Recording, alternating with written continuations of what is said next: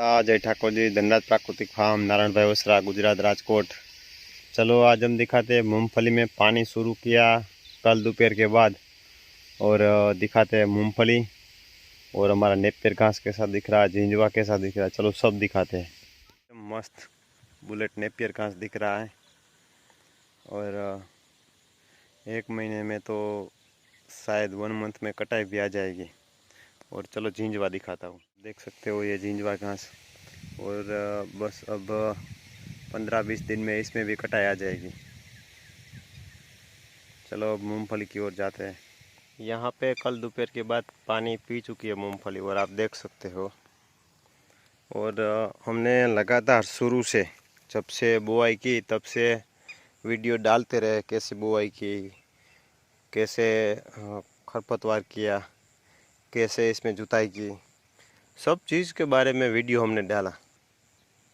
तो तय आप लोगों को करना है कि हमें जो ये किसान प्राकृतिक किसानी पे मूंगफली कर रहा है, वो जैसे बीज संस्कारित करके बीज लगाया, बीजामृत का पॉट लगा के बीज लगाया, और लगाने के टाइम पे कुछ नहीं डाला था, पानी पिलाने के समय जीवामृत वगैरह कुछ नहीं डाला था, नहीं घन जीवामृत डाला था, कुछ नहीं डाला था।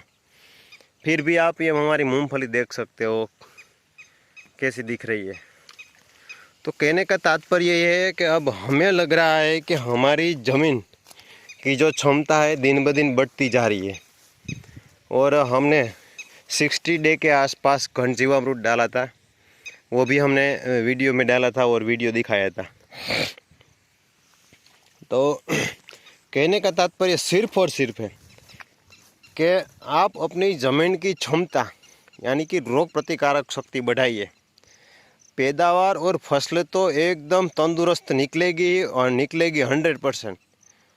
चलो मान लो हमारे पे ले लो, जितना भी हम तंदुरुस्त रहेंगे उतने हमारी रोग प्रतिकारक शक्ति ज़्यादा रहेगी। रोग प्रतिकारक शक्ति ज़्यादा रहेगी तो हम बीमार कम पड़ेंगे। सेम पैटर्न इसमें है। तो आप हमारी मूंगफली देख सकते हैं, हम ये दिखाना चाहते हैं कैसी दिख रही है, एकदम बहुत ही बढ़िया।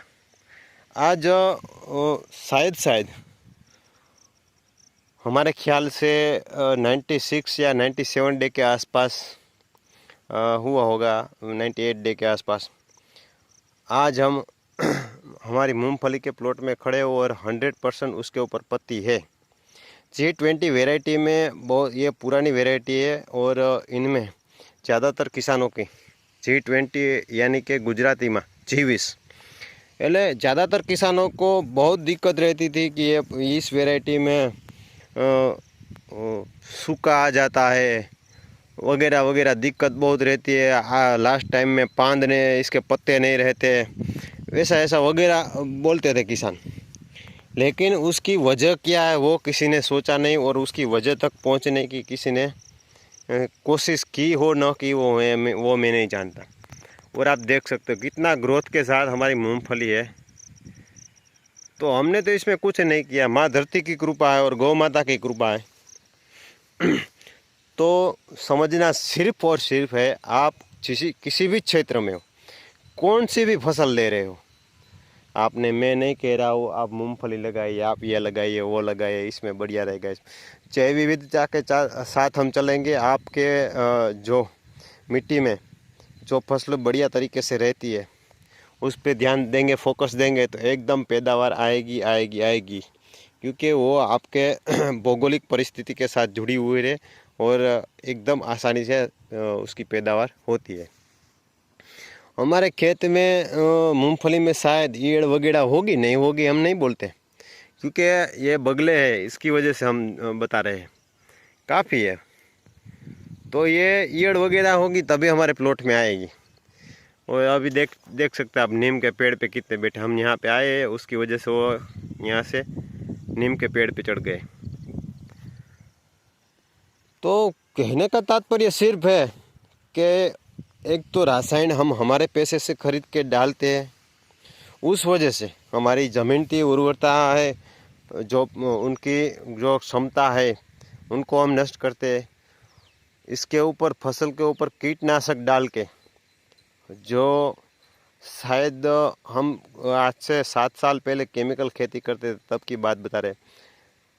हल्का हुआ स्प्रे हमारे हाथ में और पैरों में लग जाता तो जलन बहुत होती थी, क्योंकि हम छिड़काव करेंगे तो जलन, स्प्रे तो लग ही जाएगा, तो जलन होती थी। तो आप सोचिए कि ये तो नाजुक एकदम फसल है, उसके ऊपर स्प्रे होगा तो क्या होगा।